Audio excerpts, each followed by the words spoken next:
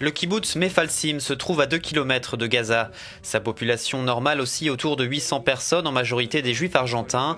Maintenant, ils sont 400. La moitié des habitants se sont réfugiés dans des zones plus sûres en Israël.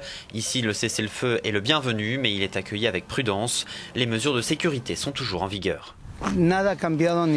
En termes de sécurité, rien n'a changé. Notre expérience nous dit que ce cessez-le-feu est comme une tentative de faire démarrer un moteur qui n'a pas fonctionné depuis longtemps. Ça nécessite plusieurs tentatives.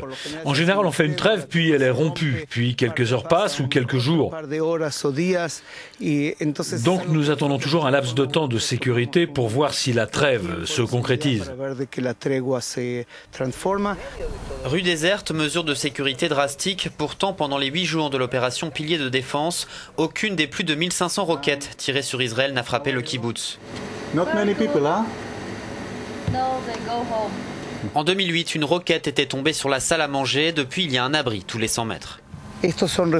Ces abris ont été construits il y a un certain temps. Ils sont près de l'arrêt de bus pour protéger les enfants quand ils vont à l'école tous les matins. Nous avons ajouté de plus en plus de ces abris parce que nous avons besoin d'avoir assez d'espace pour protéger 40 à 50 enfants. Vous devez savoir que nous sommes très proches de Gaza. Nous n'avons que 7 secondes entre le moment où nous entendons l'alarme et celui où la roquette tombe sur le kibboutz.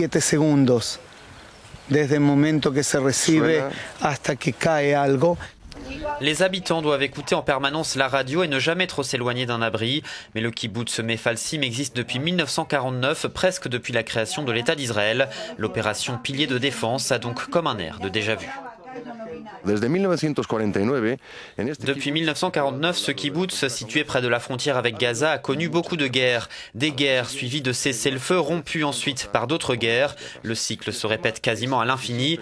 Les expériences passées leur rappellent que les accords signés sur papier ne se concrétisent pas toujours dans la réalité. Ce kibboutz, comme la plupart dans la région, reste en alerte maximale.